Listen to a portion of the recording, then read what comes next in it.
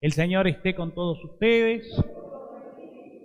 Evangelio de nuestro Señor Jesucristo según San Lucas. Jesús bajó a Cafarnaún, ciudad de Galilea, y enseñaba los sábados. Y todos estaban asombrados de su enseñanza, porque hablaba con autoridad. En la sinagoga había un hombre que estaba poseído por el espíritu de un demonio impuro, y comenzó a gritar con fuerza: ¿Qué quieres de nosotros, Jesús Nazareno? ¿Has venido para acabar con nosotros? Ya sé quién eres, el Santo de Dios. Jesús increpó al espíritu, diciendo: Cállate y sal de este hombre. El demonio salió de él, arrojándolo al suelo en medio de todos, sin hacerle ningún daño. El temor se apoderó de todos, y se decían unos a otros: ¿Qué tiene su palabra? Manda con autoridad y poder a los espíritus impuros, y ellos salen. Y su fama se extendía por todas partes en aquella región. Palabra del Señor. Tomamos asiento. Pero hermanos, estamos escuchando estos días en la primera lectura la primera carta de Pablo, el apóstol, a los cristianos de Tesalónica, que dicen que es la carta del Nuevo Testamento más antigua.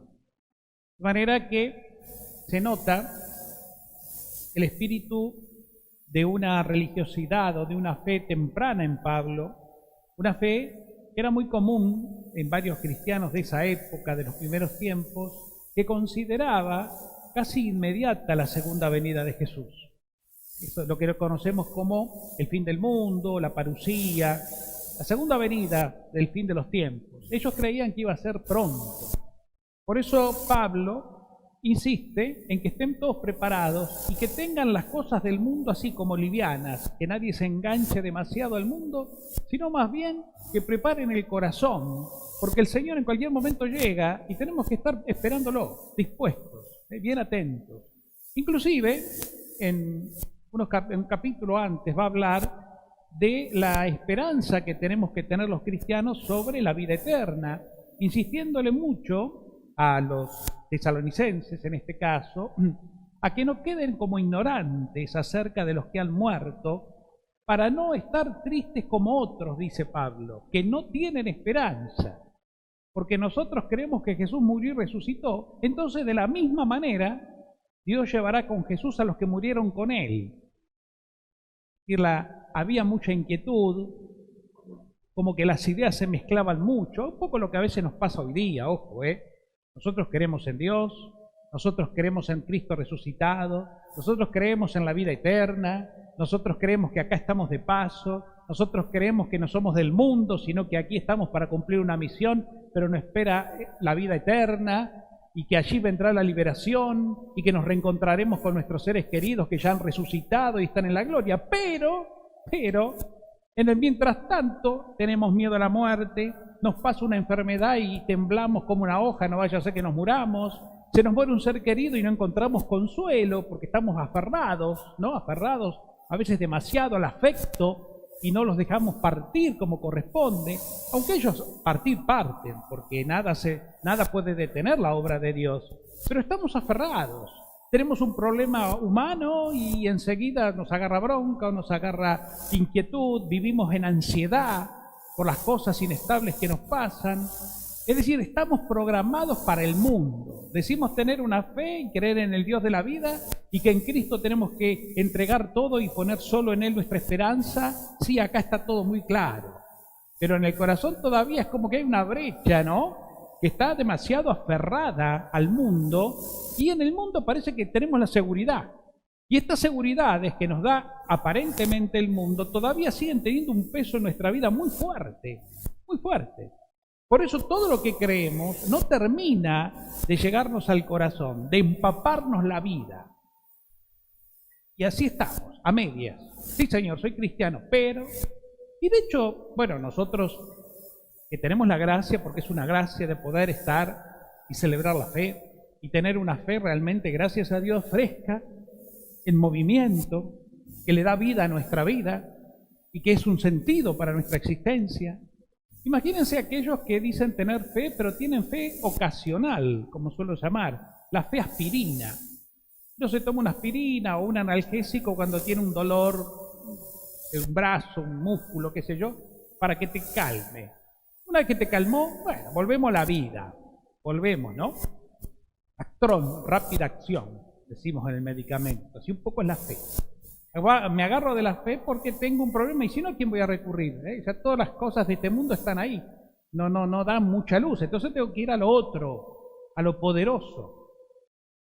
Y una vez que más o menos en Dios encontré un poco de calma o Dios me respondió con una gracia o cosa por el estilo, ¿qué nos pasa? Y bueno, volvemos al mundo. Así le pasa al común de la gente. Inclusive vemos también, por poner ejemplos nada más que se me ocurren, ¿no? Uno en los ejemplos siempre se queda corto, pero son ejemplos nomás, que por lo menos a mí me dan un poco de luz en lo que quiero decir. Pero fíjense ustedes la clase política en general, en estas épocas de tanta convulsión preelectoral y campañas políticas, uno a veces los escucha o uno charla con algunos de ellos. Sí, ustedes, la iglesia, van a estar como comprometidos con esto, ustedes la iglesia, vamos a ir a ustedes que nos den una mano, pero como que siempre estamos nosotros ahí, ¿no? Las cosas de Dios están, bueno, los incorporan, pero ellos apuntan al mundo. Porque la clase política en general busca acomodarse a un cargo, a un lugar, donde una vez que llegaron, ¿no? A ver, es vergonzoso, porque es vergonzoso, a mí me indigna ver los políticos por la calle, en barrios pobres, haciendo ollas populares, desayunos, merienda a los chicos pobres, juguetes, Día del Niño, beso, abrazo con todo el mundo, van a todos lados, visitan todos los rincones posibles para hacerse ver. Después, una vez que fueron elegidos, si te he visto, no me acuerdo, olvídate. Ya entraron y ya les sirvieron la torta, consiguieron la torta, y si se cae una miga para el pueblo, bueno, llámate contento. O sea, todo eso que quiere decir, que la ambición del hombre por las cosas del mundo, porque solo en las cosas del mundo encuentra seguridad. Y quién sabe, es una persona que si uno indaga dice tener fe, y hablar de Dios, y decir que necesita la ayuda de la iglesia para lo que es lo social, etcétera. Cuánta mediocridad, cuánta falsedad, cuánta hipocresía inclusive también, ¿no es cierto?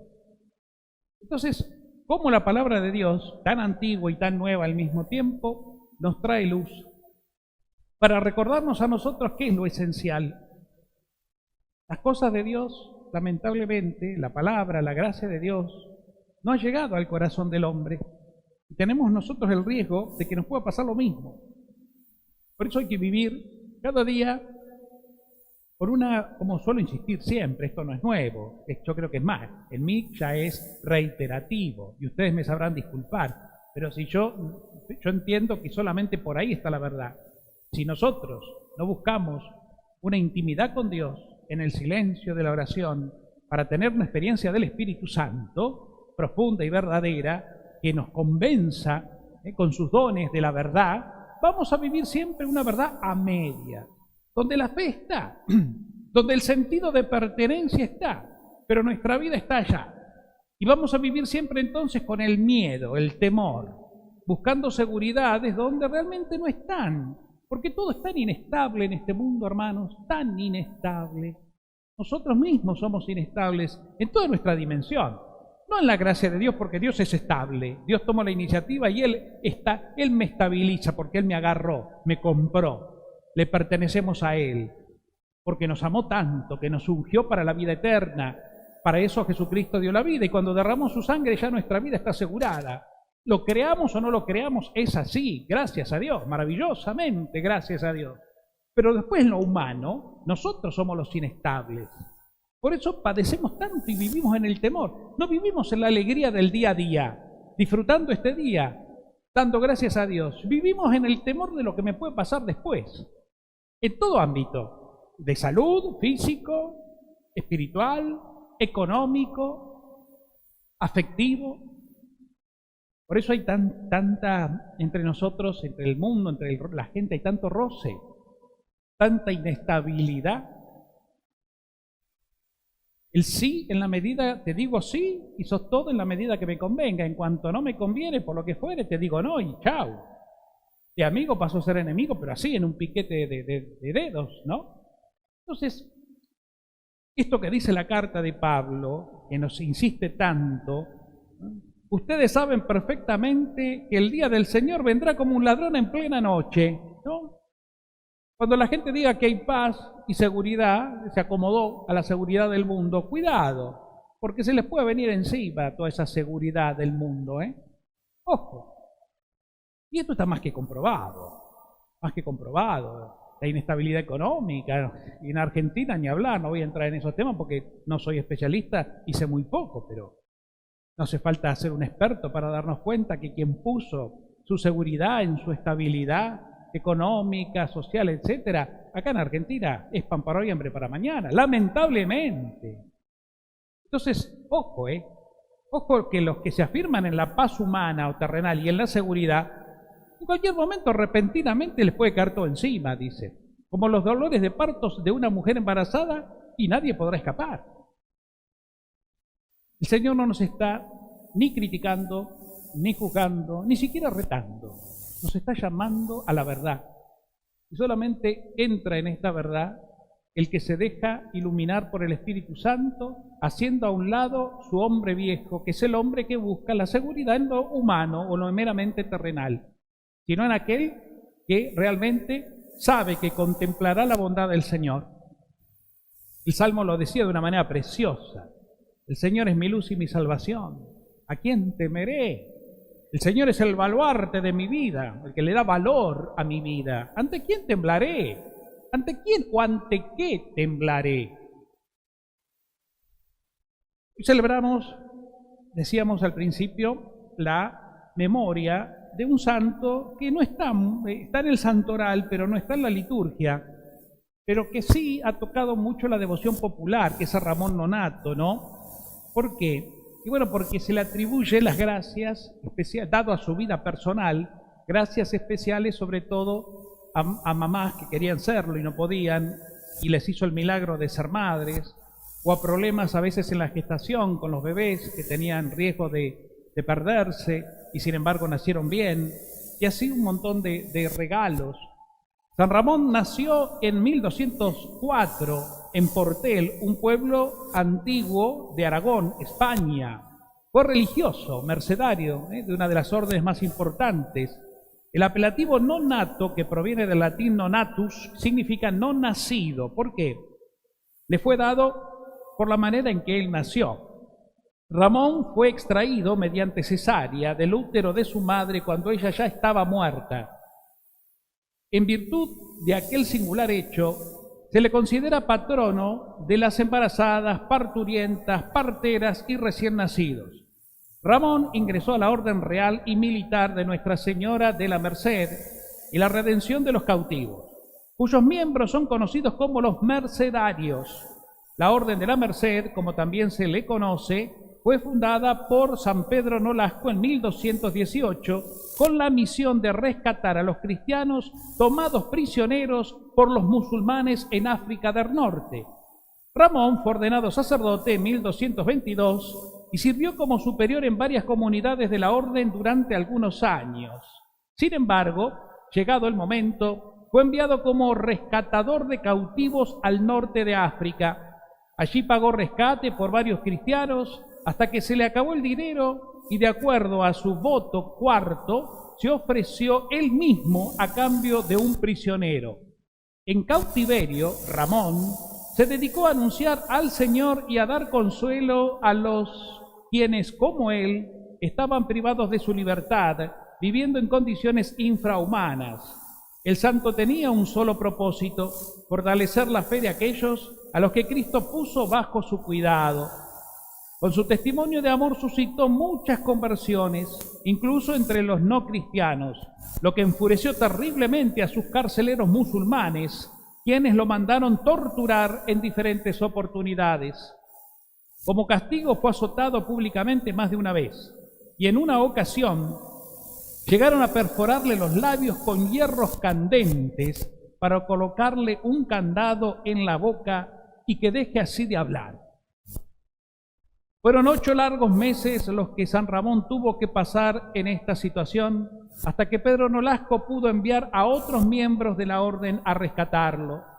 San Ramón, de regreso a España, fue nombrado cardenal por el Papa Gregorio IX. El santo asumió su cargo con sencillez y continuó con el mismo espíritu evangelizador que siempre había tenido. Aunque era un príncipe de la Iglesia, cardenal, vestía con sencillez y nunca abandonó su pobre celda del convento de Barcelona. Sirviendo como cardenal, fue convocado a Roma por el Papa Ramón, emprendió el viaje, pero al llegar a Cardona, a unos 10 kilómetros de Barcelona, le sorprendió una violenta fiebre y partió a la casa del padre el 31 de agosto de 1240. Tenía solo unos 36 años. Y después dice acá la referencia que el Papa Francisco, cada vez que alguien se le acerca para pedirle justamente para una mamá que quiere ser madre, él, acordándose en la época de que era cardenal acá y obispo en Buenos Aires, los manda, si son argentinos, dice, los manda a que visiten el santuario de San Ramón y pidan a San Ramón la gracia en el santuario de Buenos Aires, ¿no? Es decir, el Papa muy devoto también a este santo. En fin, a veces nos quedamos en la anécdota del santo, de las futuras mamás y demás, pero fíjense lo que es la vida de un santo, ¿no? Para poder llevar a cabo esta misión y soportar lo que como otros tantos santos en su vida soportaron por Cristo, hay que tener bien claro en el corazón el para qué estamos, de dónde venimos y a dónde vamos. Seas cura, obispo, cardenal, papa, monja, laico, laica, madre, padre, abuelo, lo que sea. Porque en definitiva esas son misiones. Lo importante y esencial que somos nosotros, hombres, mujeres, eso es lo esencial y ahí somos todos iguales. En esa realidad de igualdad tenemos que descubrir nuestra vocación e identidad, que solo la da el Espíritu Santo cuando se la pedimos. Eso nos da la conciencia de la verdad. Y ahí podemos vivir una vida coherente. Luces, sombras, sí, con debilidades también, pero sabiendo bien cuál es el camino que nada ni nadie jamás nos podrá quitar o nos podrán apartar de él, porque es Cristo el camino que nos sostiene en la vida.